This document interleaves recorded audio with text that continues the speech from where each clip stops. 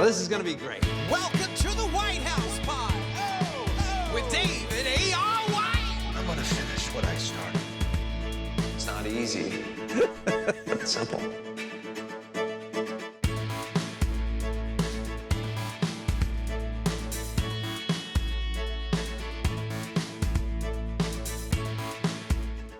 But it's simple.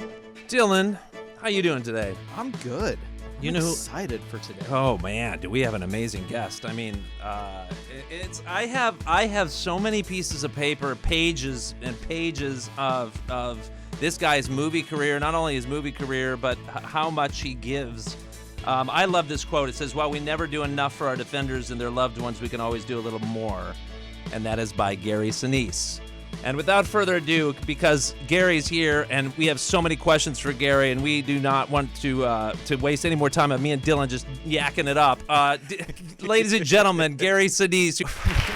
Where are you in New York, or where are you at? I'm in Tennessee, outside of Nashville. Okay, how long have you lived in Tennessee? Well, we moved from Los Angeles. We lived there for, over 35 years and moved in September of 2023. Okay. Okay. And do we like it there? Because I mean, I've lived here since I was 19 years old, from Kansas originally, and so this idea of moving out of LA always has seemed wonderful. But also it's just what I know as home, and the idea of moving to a rural place in Tennessee or Miami. I'm not sure about it yet. Rural Miami. No, we love it actually. We loved living in California. We were there for from '87 until September 2023 when we moved. I had a great time there with the movies and television and all of that, and had started up my foundation there and had a great office space and many friends and all of that, and great success in the movie and TV business. But we just started to think about some different plans down the road, and I talked to my daughters and made sure that they would come because they've got grandkids. We've got grandkids, and I didn't want to leave them, and they were into it, so we just decided to make the move. Did you actually all? And how many daughters? You have two daughters? Yeah, two daughters and a son. And are they married and have kids, and they still were able to get their significant others? Everybody moved. It was like, what do you have, a compound there? Well, here's the thing. Both their husbands worked for the Gary Sinise Foundation. So that helps. Because I moved the foundation in 2021, we got new office space here, moved it, and so they all came out before we got here. How hard is it to run a foundation? I mean, obviously you had great passion behind it, and you had done so much work, with the veterans and everything for years and years. Was it kind of just a next step to have the Gary Sinise Foundation, or was it a tough? I think it was a next step. I had been doing a lot of volunteer work for many other military nonprofits and first responder nonprofits, and I was trying to help them raise money and getting very involved in their missions, trying to raise awareness for what they were doing so I could help more people. And I was going out for the USO and traveling around doing, playing with my band for the military and raising money with it and just doing all kinds of things to help support. And then it just became clear at a certain point that this was ongoing. It wasn't something that I was going to stop doing. And so having been involved in that world, that military and first responder community for many years and building up a fairly solid reputation for trying to help, I just thought, okay, the next step is to start my own nonprofit so that I could actually raise money to deploy those resources all over the place trying to help people. So we launched in June of 2011. Wow. And so we're coming up on our 15-year anniversary here pretty soon, and we've raised hundreds of millions of dollars over the years and done, we have multiple programs at the Gary Sinise Foundation. And to your question about is it hard to run a foundation, you got to have really good people, and I've got a great team. It started with me and a couple other people, and I was the first donor, and started putting my money in. I had a television series at the time, CSI New York. It was very lucrative for me. I had a lot of resources. I could start the foundation. But then building the team and building the staff and building the leadership mechanism was tricky. So you evolve over time, and now we have over 75 people that are working for the foundation with a tremendous leadership team. Our executive director is Donna Mercier, Vice President Jim Ravella. Jim was an Air Force pilot. So we have a lot of great people working for the foundation. They get the mission done every single day. I go out and I think of things that we can do, and I go out and still do the concerts and all of that. But we're we're deploying resources all over the place on every day of the year. Something's going on at the Gary Sinise Foundation. Yeah, it's awesome. It's to take us back a little bit. It's my first memory of you was I learned how to drive a Porsche stick in the parking lot of the Steppenwolf Theatre, and you were doing Of Mice and Men with John Malkovich then, and I was a valet in Chicago.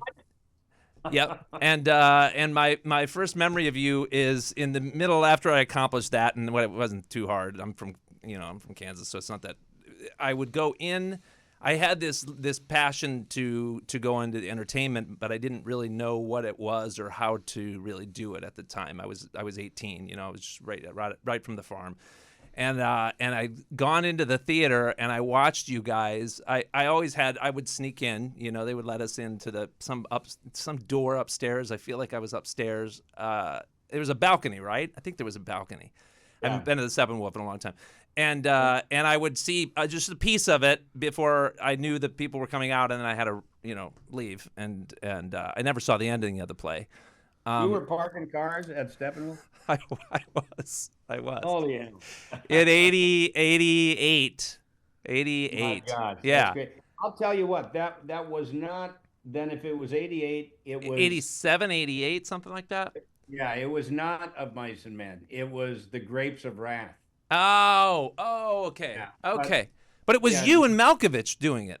Weren't? No, Malkovich was not in that one. But I did the movie with him. Just a couple years after that, I did a movie of Mice and Men with John, because we had actually done Of Mice and Men. Do you know where the Jane Addams Center on Broadway in Belmont was? Okay. It was a small theater that we took over after we moved from Highland Park, Illinois, a northern suburb, into the city, and we took over this theater. We started renting this theater called the Hull House at the Jane Addams Center on Belmont and Broadway. We actually did Of Mice and Men there. It was probably 81 or so.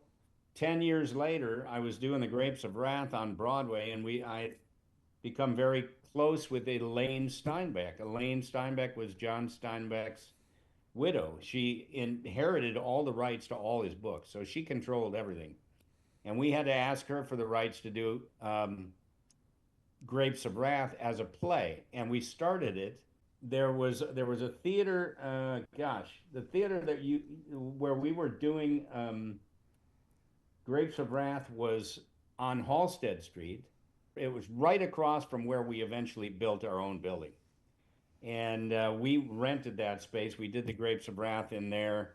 There was a parking lot across the street, so they were probably using that parking lot, and that's where you were parking the cars.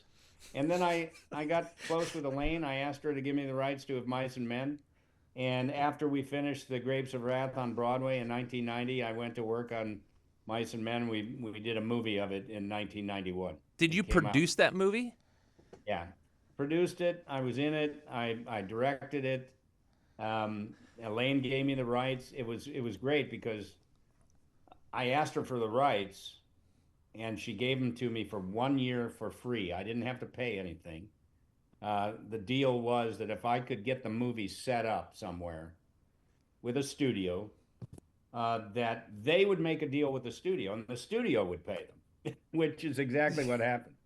So I was able to get that set up pretty quickly, and we went to work on it. Did you know from early on, like was that your first movie that you had produced, or had you done other ones before? I had directed one movie prior to that. In 1987, we shot it. It was with Richard Gere, I haven't heard of him. Brian Dennehy, Kevin Anderson, Helen Hunt was in it, Penelope Ann Miller. There were a lot of good people in it. It was Yeah. called Miles from Home, and I directed that, and then Wow. I got the rights to Of Mice and Men. So Of Mice and Men was the second movie. So how not to age you, but how old were you then on your first directing foray? Because you were directing theater before that, correct?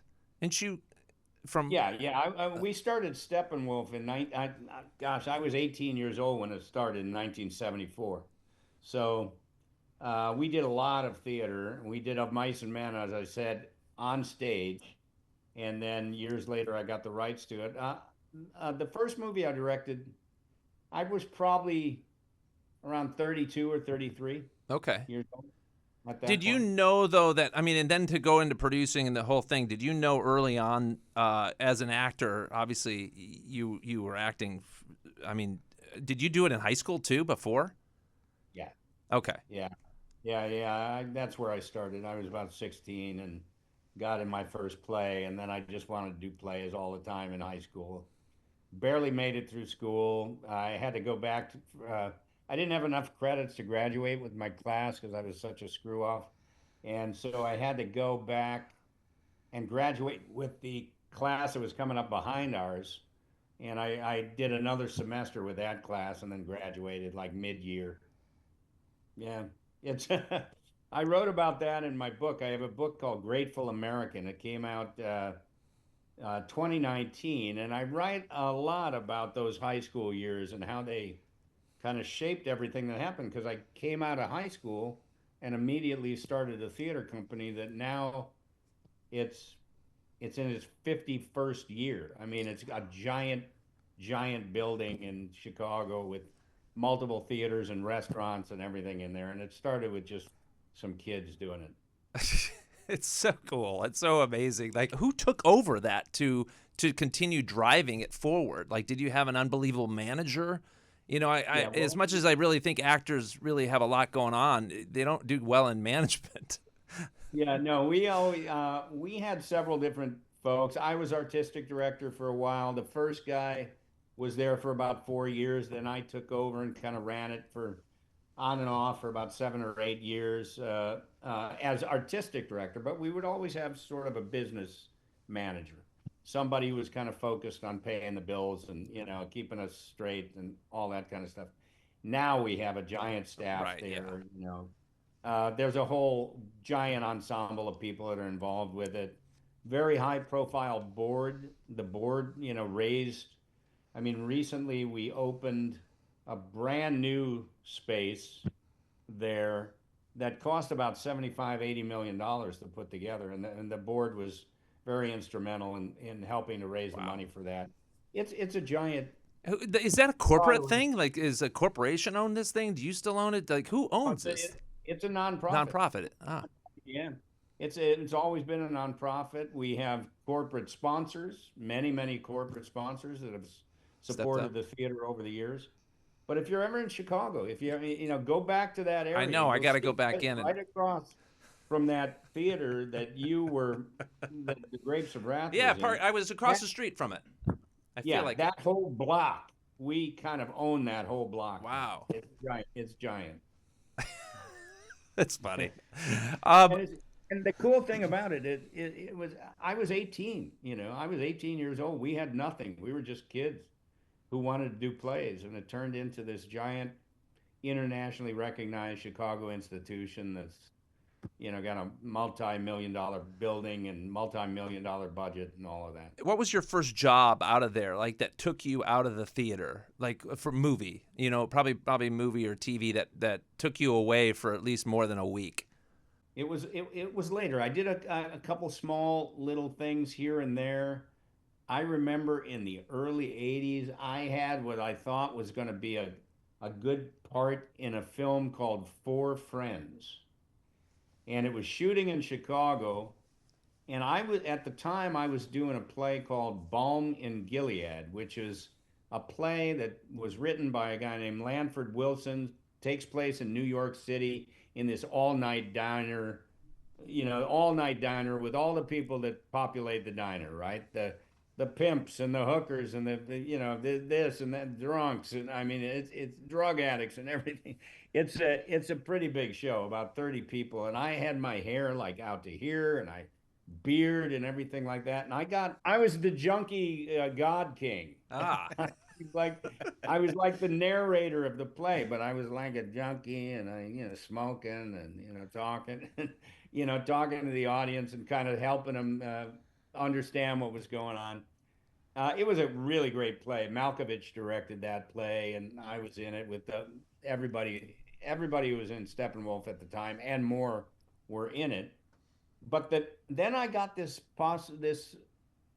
offer to come and be in a movie that took place in like the early 60s, late 50s. So, and my hair was out to here. And so, of course, I had to cut my hair and everything like that.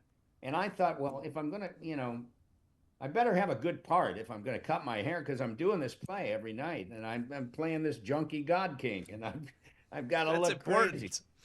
So I cut my hair, I cleaned up, clean shaven and everything like that. I get there and they tell me to sit up there next to the guy who's playing the lead and don't say anything. you know. So I thought I was going to have a real part. It turns out I was like a glorified extra in a scene with the lead guy, and I'd cut my hair. So that was probably the first thing. It didn't take me away for a week, but I learned a valuable lesson about never trusting the people that are hiring you for, when they tell you they're going to give you some lines. Make sure you read the script, make sure you got an agent to negotiate the deal. I just was hired to come and do it. But then probably maybe it was Miles from Home, the movie that I directed with Richard Gere, and I cast a bunch of Steppenwolf people. That probably took me away from the theater more than anything had at that point. I played a couple little parts here and there, but it was probably when I directed that movie that I was gone for quite a bit, to get that done. My question started from the idea of, was it hard to you're in it so much, right? And then from 18 years old on, and then to actually go to step away from it, then are you betraying, this whole idea of, sometimes theater people are like, oh, if you go out and go do that, then you're betraying us type of thing. But at We went through 32, did you actually have to go through that a bit? we went through that because other people were doing that. We moved our first play to New York in 1982. And it was a play that John Malkovich and I did called True West by Sam Shepard. And Love that play. I did that play with a buddy of mine, with Brad Heller, actually. Oh, did you? Yeah, Okay. we ran it for a while. Did it? Such a great play. What's that? Who'd you play? I played the guy, the guy who gets the I strangle him, whatever that guy's name is. Okay, that's Lee. Yeah. Yeah, so Lee. That was the Malkovich part, and it's a very showy part. You remember? Yeah. He That's why I did everything. Dominates the whole thing, and Malkovich got a lot of attention from that. So as soon as we were done with it, he went off and started doing movies. So John was kind of the first one to go off and start doing that. And then every year we would take another play to New York. Were you running it? Were you running True West on Broadway at the time? It was off Broadway. Off, okay. Small little theater called the Cherry Lane, downtown, about 180 seats. But it was a very, very popular play. It really, Yeah. it kind of hit New York. Had anybody been doing that play before? I don't remember when the play was Yeah. written, but I mean, Yeah, had anybody made such a big splash of it than you guys had at the point? Well, it was originally done at the Magic Theater in San Francisco, and then it was moved to the Public Theater with Tommy Lee Jones and Peter Boyle. Wow. Okay. They were both in it at the Public, and it didn't do well. I, It, you know, I and never heard about Sam, that. You guys are the only ones that we know of, like True West. It's Malkovich and Sinise. Like that's the. well, we came in a year or two after that production at the Public, where it kind of got mediocre, mixed reviews, and Sam Shepard, the playwright, he disowned it. He said, "I don't have anything to do with it. Oh wow. They went their own way, and it's not my play." And I mean, he was mad about that production. And I really wanted to. I loved the play when I read it. I really wanted to do it, so I got the rights to it for Chicago. I was the artistic director at the time. I directed it with Malkovich and some other members of the theater. And then when we moved it to New York, I ended up having to go in and play the screenwriter brother, the younger of the two brothers. Did you And like John getting strangled from a phone cord every night from Malkovich? I did that to myself. Yeah, I would be strangled every night. It's actually on YouTube. You can look it up. I will. Sinise and Malkovich. But it was a big popular show. John went off, did stuff. Then Steppenwolf at that point got a lot of attention. A lot of people wanted to know who this acting company was from Chicago. And then the next year we brought another play, and it starred Joan Allen. And Joan went off and started doing movies. And then we brought another play in. It starred Laurie Metcalf, and then she went off and started doing movies. So to your point about how was it to navigate through the waters of all of a sudden we're this little theater company, doing our thing all together, and now all of a sudden people are leaving and going off and doing movies. It was a little bit of an adjustment, but the good thing about it was that every time John would leave, or I would leave, or Laurie would leave, or some people would come back. They'd go off and do their thing and come back. And I remember. And then they come back with obviously they were coming back with a bigger bang then, because then more people were aware of them, which obviously brought more people to the theater. It helped, yeah. We just had to prove ourselves though a little bit, because prior to our success, David Mamet had a theater company there called St. Nicholas with William H. Macy and some other pretty prominent people. And when Mamet went off and left, he didn't come back. He went off and became David Mamet. And that theater went bankrupt in Chicago. It had a lot of donors that had put their money in. And all of a sudden, a very prominent theater is going bankrupt, Chapter 11. And so when we started going off, we had to kind of retrain that donor population that, hey, we're not going to do the same thing. We're dedicated to Chicago. We want to keep building our theater company here. And so it took a little time for people to adjust to the fact that this was not the end of Steppenwolf, losing people to the movie business and all of that, but it was just another chapter in our history. And now it's, like I said, it's 51 years old now. Wow. It's amazing. All right. So you've done so much. I have a question here. Here's Dylan. I have a question. By the way, to the audience out there, if you're not watching this on YouTube, you should be, because we're streaming right now. Gary getting strangled by a cord by Malkovich. You should definitely see that. Just you can see that on YouTube. You can see it on YouTube. Also Spotify right now too. But it's running it. You've been acting for so many years. Obviously, you've been involved in your life is so much more than an actor. Have you always had a heart of gold? It's like your heart is, this your quote here. We can never do enough for our defenders, their loved ones. We can always do more. But I mean, when did you have a heart for people? You know what? I think a lot of. Did you have amazing parents? Were you raised in the faith? Were you like where in the world did your heart for people come from? My parents were very great. Very kind of generous. They didn't have a lot of means, but the door was always open, kind of thing, with mom and dad. And when I started getting into theater in high school and everything, they were just really happy that I found something that I was good at. Because were you an oldest, youngest? Like where were you on the ranking? Oldest. Okay. I was gonna get kicked out of school, no doubt. I was just not. I was struggling academically. It was just. I was really having a hard time. And then I discovered this theater thing, and I just couldn't get enough of it. And mom and dad would come to the plays. They would invite the cast over all the time. I mean, the door Wow. was open. It was very like they wanted to be a part of of it and make their home available. And so they were always very open like that. I think too, once we started Steppenwolf, we were just in this, we found this basement of a closed down Catholic school that I was able to secure to use as a theater. And we built a little theater in there. So we were in that basement for 3 or 4 years, just us kids, doing our thing. And I think that sort of, that approach, the ensemble approach to the work, kind of took everybody out of just wanting to go off and become a star or whatever. We were just always focused on what each other was doing and working with each other, and it was very generous in that way. And so we got very used.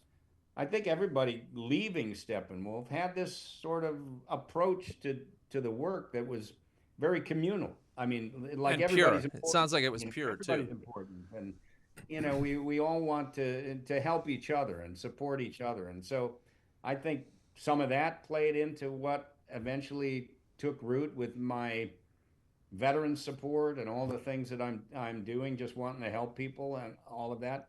I felt like, I just kind of came from that.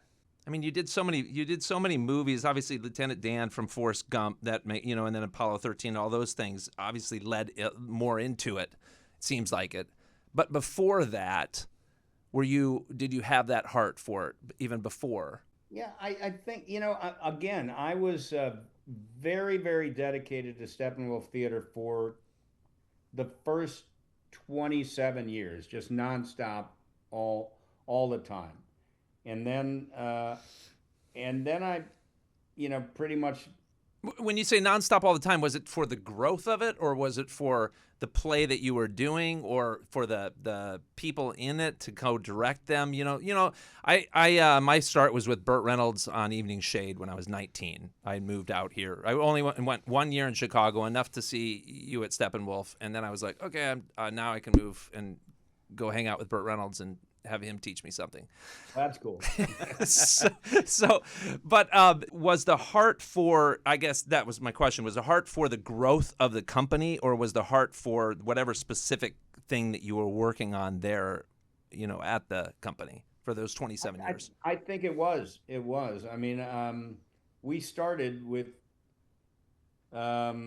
the idea that we were going to build a theater company, an ensemble. And as I said, I remember, we would, when people would go off and do other things that we in the early days, we'd have a meeting about it. I remember Malkovich wanting to do a play at another theater back in the early days of Steppenwolf. So we had to get the whole company together, and we had to sit around and talk about, whether this was good or bad, or should John be able to do that if he's a member of the company, all this stuff. I mean, it was all growing pains. What did you guys come up with? Did you say, no, John, you can't? Or did you go, fine, John, go do whatever you want? Pretty much that was the only choice we had, was John, go do whatever you want, because he was going to do it anyway. So wouldn't have mattered. But it was kind of a big deal, because we were building an ensemble. We were building a company. We had a very, collective approach to the work, where everybody was important and everybody was valued, and all that. Even though the leaders emerged from the group who started making decisions and stuff like that for the group, it was always pretty much, we want the group to be involved in those decisions, and we always want to hear from everybody. So I had kind of a sort of let's all work together, and sort of approach to everything. As you said, I had veterans in my family, so I've always had sort of great respect for veterans. And after September 11th, I started visiting the war zones and all of that.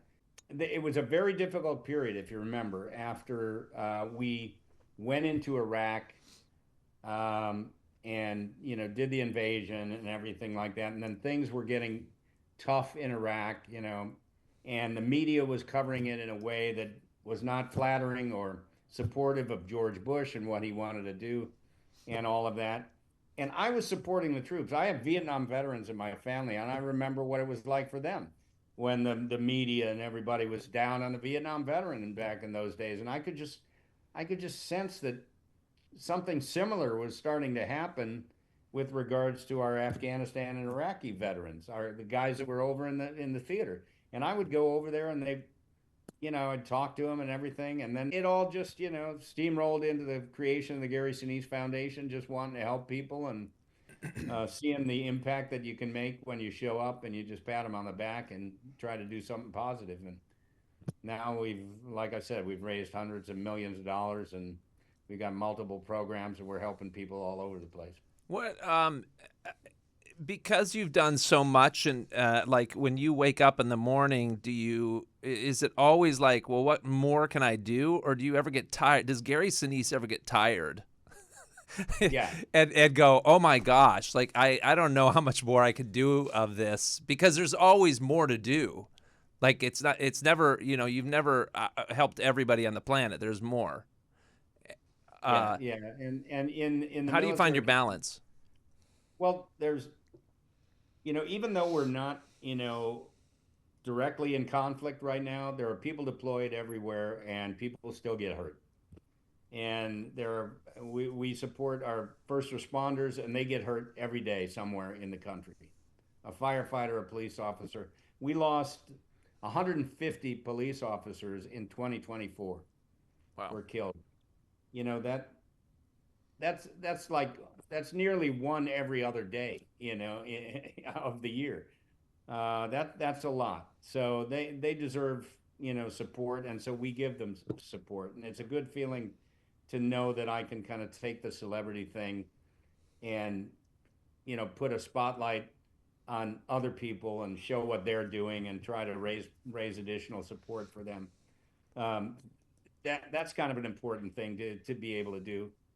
I've just felt really, really good about all that over the years, and the more I have done, the more I've wanted to do, and I go out, and now we've got 75 people working, round the clock trying to help people, and the American people help support what we're doing everywhere. It's wonderful. Yeah, it is wonderful. That's wonderful. Do you now at where you're at career-wise, is there still something more? You've already created a theater company that's world renowned. You've been in the most major motion pictures. You just did one of the hit TV series Forever, 10 years, or you did a lot of episodes. You learned a lot of lines. CSI New York was you solved a lot of cases. What else does Gary always caught the bad guy? Always caught the bad guy, of course. What does Gary Sinise still have itching down to do in Hollywood still? Well, I'll tell you. I got my granddaughter here. Say hello, honey, and then you gotta go. Say What hello. a cutie pie. That's Hello. Annabelle. Hi, Annabelle. What a great name. Okay, you gotta go. You got great piercing blue eyes. 'Cause I'm gonna tell him a story. Okay. Thanks. And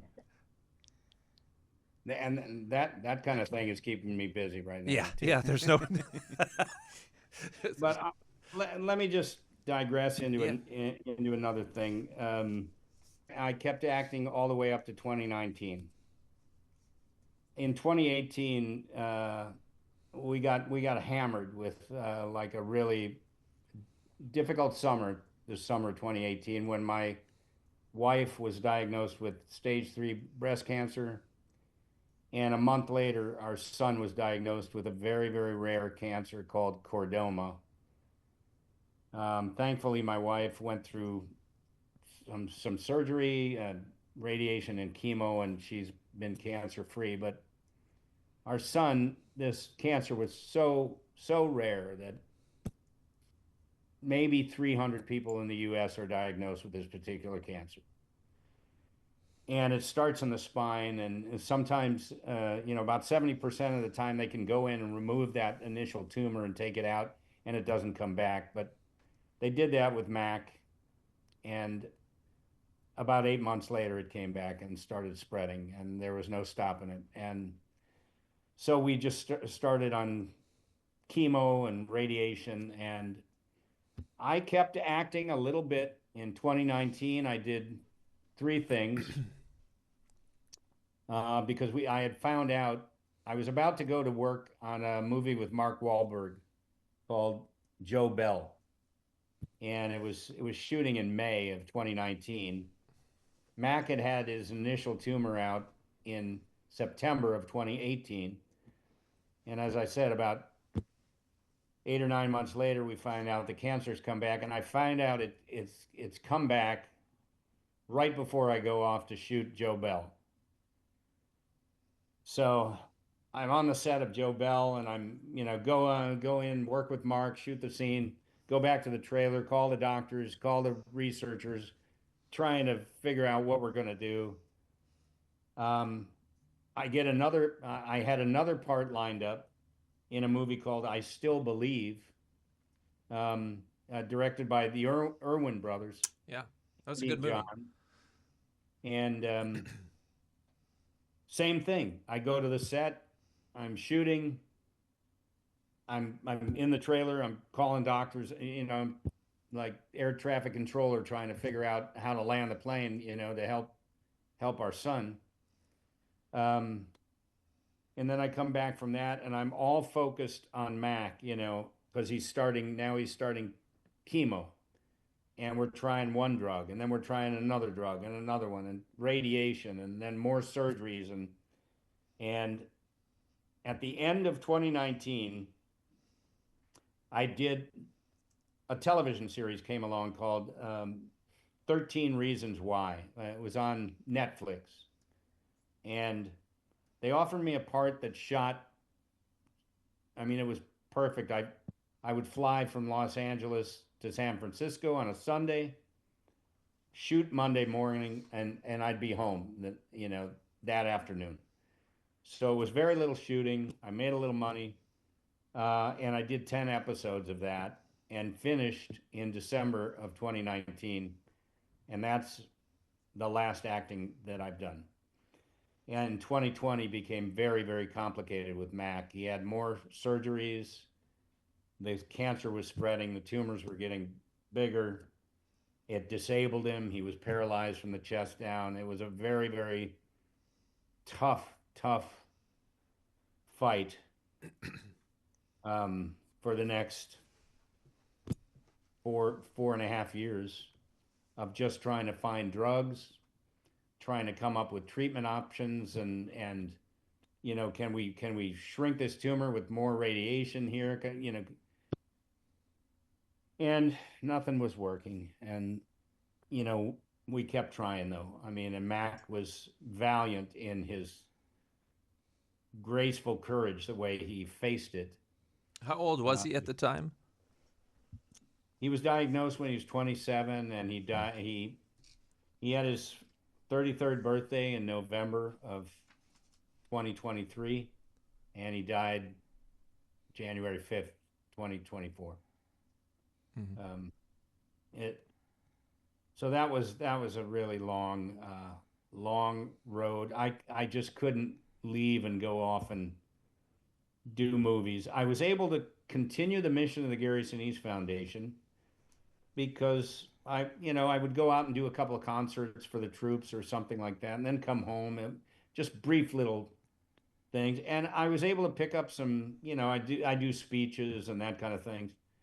So keep some money coming in, but I couldn't take a job in a movie or TV show or anything that would take me away for days and days or weeks Yeah. at a time, anything like that. It just wasn't possible. And thankfully, I had some good success early on with a lot of great movies and television series, and I could afford to step away and kind of say I need to focus on our son and fighting this fight. I'm so sorry to. Yeah, I can only imagine that. And I think like the loss of I mean, the loss of your son is got to be one of the hardest losses in the world. So, um, you guys were doing music towards the end together. Well, this is the beautiful part of the story.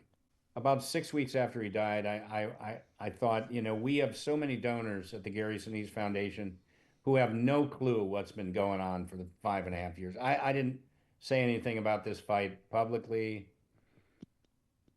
Never did interviews about it, anything like that. We just were quietly fighting the battle. But we have very, very loyal and kind donors at the Gary Sinise Foundation, and also at the foundation that was helping us through this, called the Chordoma Foundation, started by a guy who had chordoma, and the tumor was successfully removed, but he was concerned it was going to come back. So, and there was virtually nothing out there for chordoma patients at all. So he started an organization to raise money and put researchers together and try to fund clinical trials, all that kind of stuff. And they were very, very supportive during this fight. And we had people that, while I didn't make it public that we were going through this battle, there were a lot of friends that kept asking what they could do. How can we help? And so we started this campaign at the Chordoma Foundation. And we had several people that had sent in beautiful messages to Mac and also sent in money to help research. So I felt I owed it to them to tell them what happened, that Mac had lost his battle. So I decided to post this story at the Gary Sinise Foundation website. It's on the website, the story about Mac. And it includes this beautiful part of what happened to Mac in 2023. As I said, he was disabled by the cancer. He was a drummer, and he was a great drummer. He would sub for my drummer in my band when my drummer couldn't be there. Mac was always my number two guy. He went to USC Music School, Thornton School of Music. He went in there as a drummer, and he came out as a composer, a songwriter, wanted to write music for movies. I mean, he was very, very well rounded in his musical abilities and tastes. Mm-hmm. But the cancer fight really took its toll on him. He couldn't play anymore, and he really wasn't focusing on music for about 3 years. And then the last year, in early 2023, he said, "Dad, there's a piece of music that I wrote in college that I never finished, that I'm thinking I'd like to try to finish it." And he asked me if I thought some of my band members would kind of help him sort of flesh it out. He was confined to a hospital bed or a wheelchair. We had a hospital bed in the house. He was hooked up to machines and drugs and all this stuff. He couldn't move the fingers on his right hand. He could move the fingers on his left hand. He could move his right arm up and down, but he couldn't use the fingers. He had a fracture over here from a tumor in his left shoulder, so he couldn't lift his arm up like that, but he could move the fingers on his left hand. And so he could punch, like on his iPad. He could punch out music. Wow. And he started working on this piece again. And by July of 2023, he was in the recording studio with a full orchestra recording this beautiful, beautiful emotional piece called Arctic Circles, that you can see the videos at Mac Sinise YouTube. They're on the YouTube channel. And you can see Mac, I wheel him in, and he's sitting there with the orchestra. And I had never heard the piece before. It blew me away. And he ended up creating an entire album after that. The album was finished. We looked at some videos from an additional recording session for that album. We looked at the videos, had kind of a viewing party 2 days before he had to go into the hospital for the last time. So he finished the record, and it's called Resurrection and Revival. And it's now sold almost 5,000 vinyls at the Gary Sinise Foundation website, with as Mac wanted, all the proceeds from the vinyls go to the Gary Sinise Foundation to help us with our mission. And then the final piece of this story is after he died, I started pouring through his laptop, his iPad, his iPhone, his Dropbox files, and I found all this additional beautiful music that he'd written and tucked away. Wow. Not wanting to leave it on the laptop, I called up his buddy from college, Oliver Schnee, who'd worked on the first record with him, and said, Oliver, we have another record to do. And we went to work on Resurrection and Revival Part 2. And both of those you can download them digitally now. And it's probably between the two of them, there's like 30 pieces of music between the two records. And the second record is also being sold on vinyl at the Gary Sinise Foundation website. I'm so proud of him, what he did. I mean, I can't tell you, I miss him. Like, I can't even articulate how sad it is, to lose a child. Nobody who's gone through that, it's not an easy thing, and my heart goes out to everybody who's gone through that. But I can say that the last year of Mac's life was, in some ways, one of his best years for what he accomplished. Just setting out to do it, being totally 100% disabled, and yet accomplishing the mission. And he was pretty incredible guy. You can learn about him at the Gary Sinise Foundation website.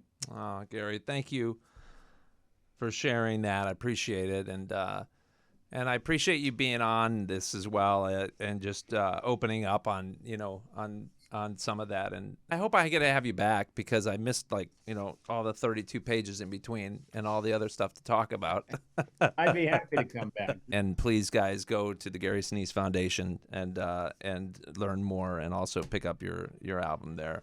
Gary, thank you so much for being on. I really appreciate it. And I gotta work through this Steppenwolf spotting in my brain. I still don't think I've come up with it yet. It doesn't help that it was 30 years ago or something. You'll get it. Maybe we'll talk about it on the next one. I'll see you on the next one. Gary, thank you so much for being here. I really, really appreciate it. And all the love and support and prayers to your family as you guys have gone through.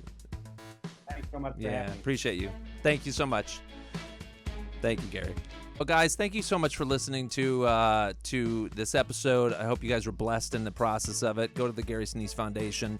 There's so much there. Whatever it is that is in your heart that you are still desiring to do, to accomplish, that burning sensation that God has put inside of you, continue on with it. Get up in the morning. Take that first step, even as Gary has shown us, against unbelievable, unsurmountable odds. Yeah. And just everything he's doing also with the veterans is just amazing. It is. Appreciate you guys. Thanks for listening, and God bless you, and make it a great day.